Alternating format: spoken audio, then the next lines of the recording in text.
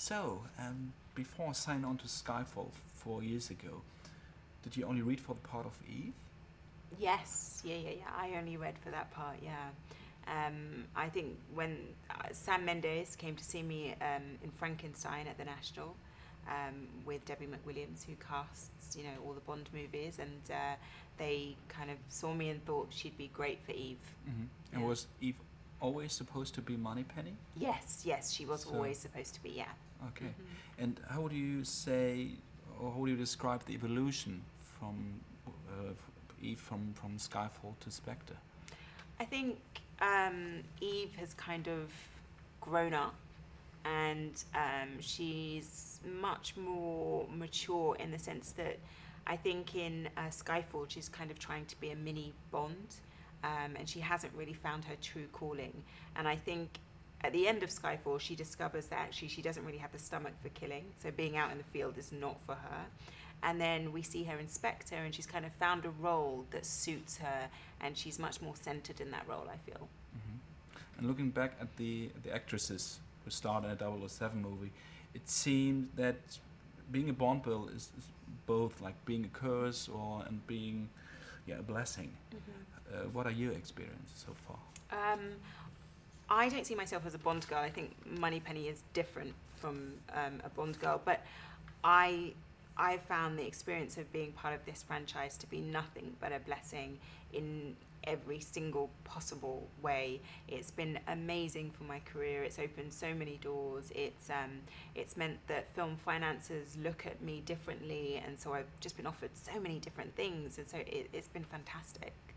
That sounds good, yeah. And as starring in a Bond film is always like being in a roller coaster. Mm-hmm. Are there certain things you're really annoyed with?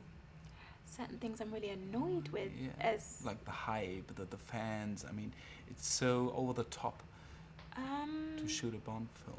No, being to be honest, being away from home. I don't know. I suppose being away from home. When I was filming in Adana in Turkey for months on end, and the first sequence of Skyfall is like me in the Land Rover on my own, and so I spent weeks kind of acting with nobody there, just talking to an imaginary person in my earphone, and that did get a little tiring after a while. But I think that would be the only thing, because it's such a privilege to be part of something like this, and it's every actor's dream to be part of a franchise that's as loved as this is. And as you starred in blockbusters before, like Pirates of the Caribbean, how is Bond different? Bond is different because ultimately it's a family-run show, in the sense that there's Barbara and Michael who are our producers, and they treat everybody who come into this franchise as if they were members of their family. There's so much love, care, and consideration, and also you feel as though it's a really collaborative experience, and it certainly wasn't that on Pirates of the Caribbean. It's a very different, it's a machine, it's business, you don't feel as though you have a voice as such. And it was, being part of Pirates was amazing, and I loved it, and Tia Dalma is one of my favorite characters, but it was a completely different experience to this. And would you say that the Bond movies had an impact on women's liberation in filmmaking?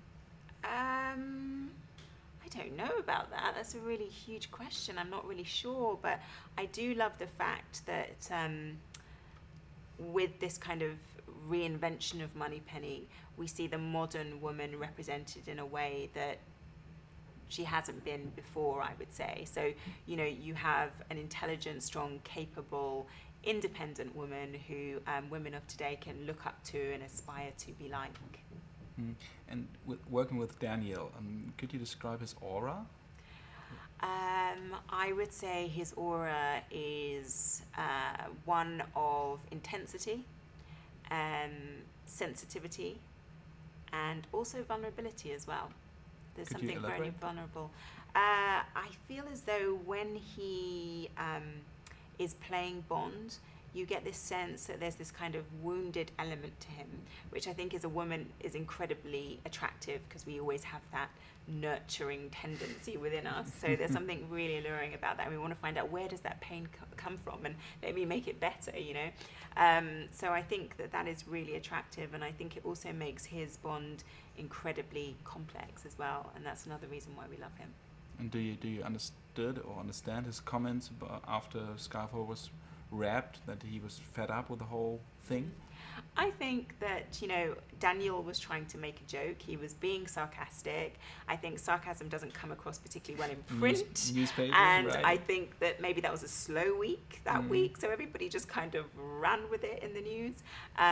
But, you know, I know that Daniel absolutely adores being part of the franchise.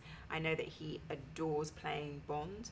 And so nobody really knows the answer about whether or not he'll come back. But I know that everybody is hoping that he will, because, you know, we all love him, and the fans certainly do as well.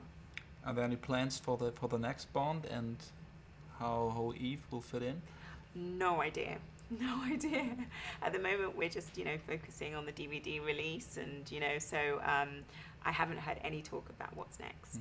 And looking back at the history of the Bond girls, or the women in Bond, what's your favorite? I think probably Grace Jones.